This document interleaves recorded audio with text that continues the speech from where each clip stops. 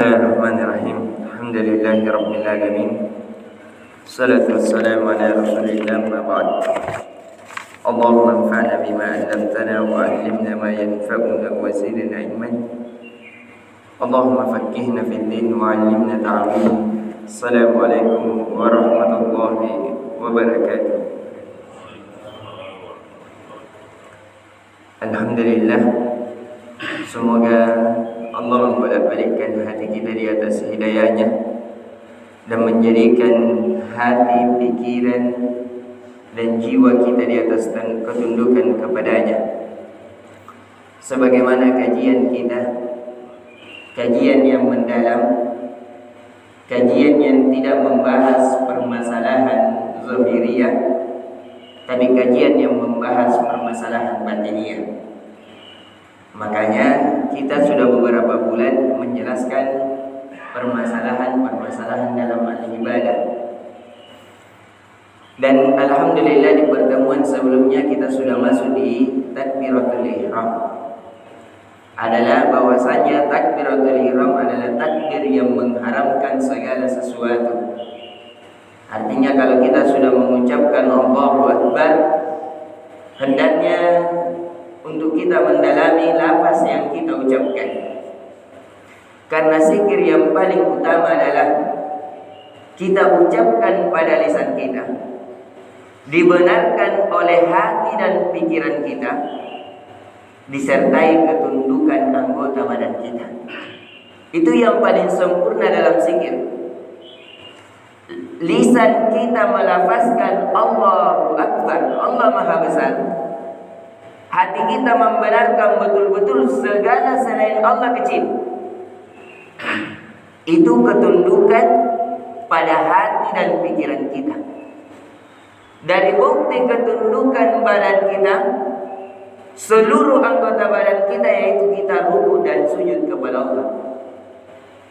Dan hendaknya kita memperhatikan ketika takbiratul ihram dari penyimpangan-penyimpangan, dari kalangan sebagian yang menganggap itu adalah wali-wali Allah, padahal dia wali-wali syaitan.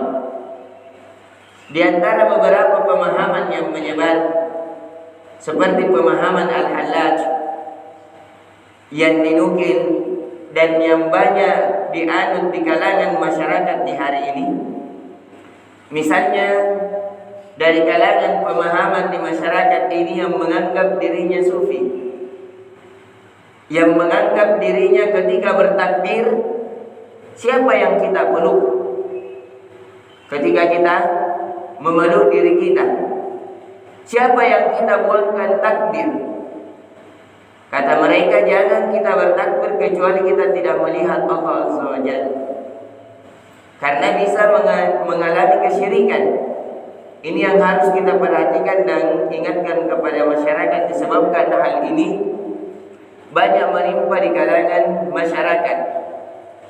Dan ini disebutkan oleh Imam Al-Mawardi di antara tipu daya iblis kepada orang-orang yang menyangka dirinya dekat dengan Allah, padahal ia adalah tipu daya dari syaitan.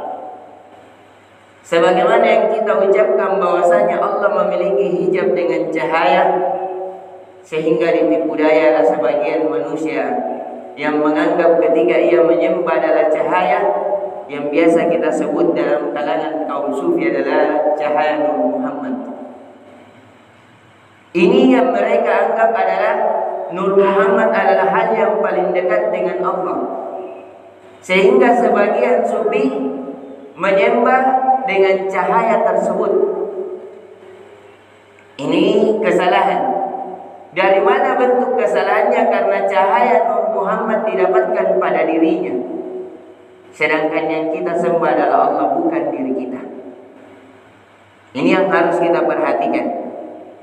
Sebagian dari kalangan sufi menyembah dirinya bahkan, karena yang dia sembah, kalau kita bahasa Makassar, tahu-tahu.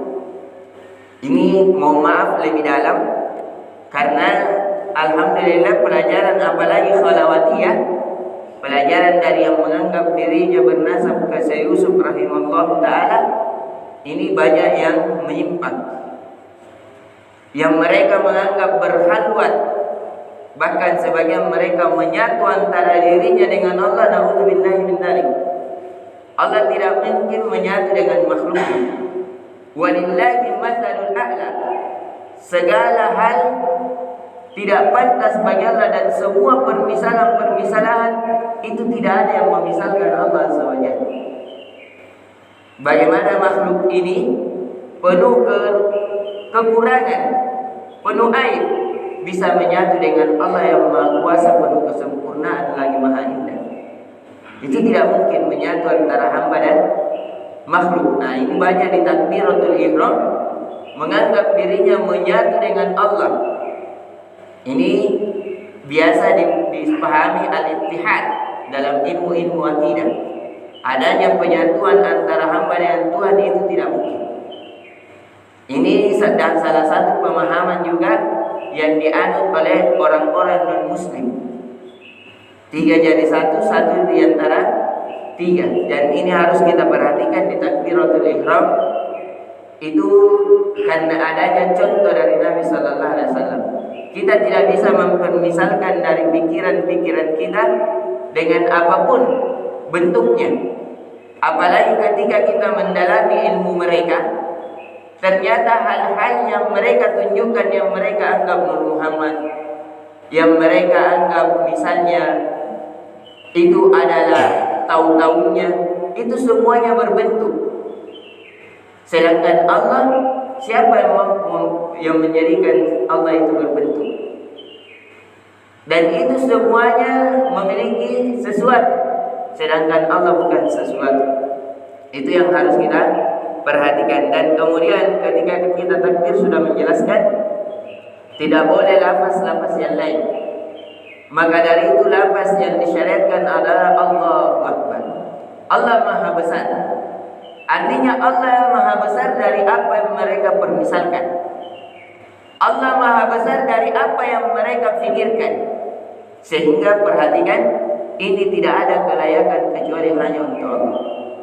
Kemudian setelah itu kita bersedekap. Ketika mengangkat takbir, boleh sejajar dengan pundak takbirnya, boleh sejajar dengan telinga, boleh sejajar di antara kedua telinga. Dan hendaknya bertakbir diperhatikan, yang dihadapkan menghadap kiblat adalah telapak tangan, bukan samping tangan. Jadi telapak tangan yang dihadapkan. Dan mengangkat tangan ini hukumnya sunnah, tapi lafaz takbirnya itu wajib pada saat takbiratul ihram. Ini harus kita bedakan. Ada lafaz, ada gerakan, ada kelakuan. Itu berbeda-beda di dalam mempelajari secara rinci keilmuan-keilmuan di dalam Islam. Karena nanti ada rukun, ada sunnah, ada sekedar bentuk saja. Dan mengangkat tangan di dalam sholat itu tidak ada kecuali 4 keadaan. Pertama pada saat takbiratul ihram, yang kedua pada saat mengangkat tangan untuk ruku, dan yang ketiga ketika bangkit dari ruku. Adapun pada saat sujud itu tidak disyariatkan. Mengangkat tangan Allahu Akbar baru sujud itu tidak disyariatkan. Begitu juga pada rakaat kedua itu tidak disyariatkan mengangkat tangan pada saat berdiri untuk bangkit di rakaat kedua. Yang disyariatkan setelah tahiyat awal itu kita bangkit baru mengangkat tangan. Ini tempat-tempat di mana kita mengangkat tangan. Sebagian masyarakat juga kesalahan mengangkat tangan di rakaat kedua. Jadi setelah rakaat pertama, setelah sujud yang kedua dia bangkit untuk rakaat kedua, dia mengangkat tangan Allahu Akbar. Itu tidak didapati dalilnya sepotong hadis pun. Jadi ketika naik rakaat kedua langsung bersedekap, tidak disyariatkan, bukan sunnah. Tidak disyariatkan untuk mengangkat tangan pada takbir pada rakaat yang kedua. Yang disyariatkan pada rakaat ketiga. Sama ukurannya rakaat pertama, rakaat kedua, rakaat ketiga. Insyaallah lafaz-lafaznya kita akan mempelajari Tadi kita membahas permasalahan akidah karena ini hal yang paling penting. Kenapa? Karena itu diantara kesyirikan dalam ibadah. Walaupun bagaimana indahnya, bagusnya bacaan kita dalam ibadah, tapi ketika kita mensyirikatkan Allah, maka batal ibadah kita.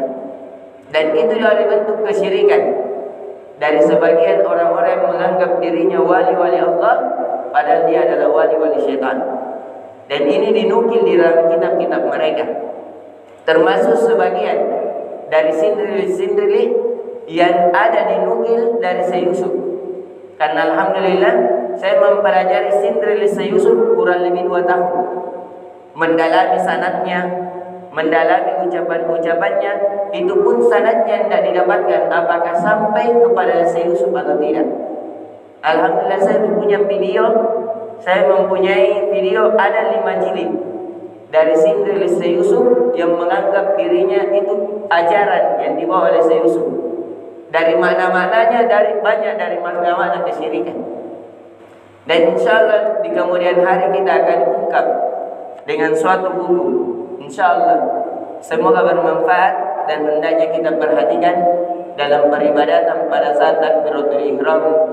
Hendaknya kita menyerahkan hanya kepada Allah dan tidak bisa dalam hati dan pikiran kita membentuk sesuatu yang kita sangka itu adalah Allah, padahal itu bukan dari Allah Azza wa Jalla. Semoga bermanfaat, lebih dan kurangnya mohon dimaafkan.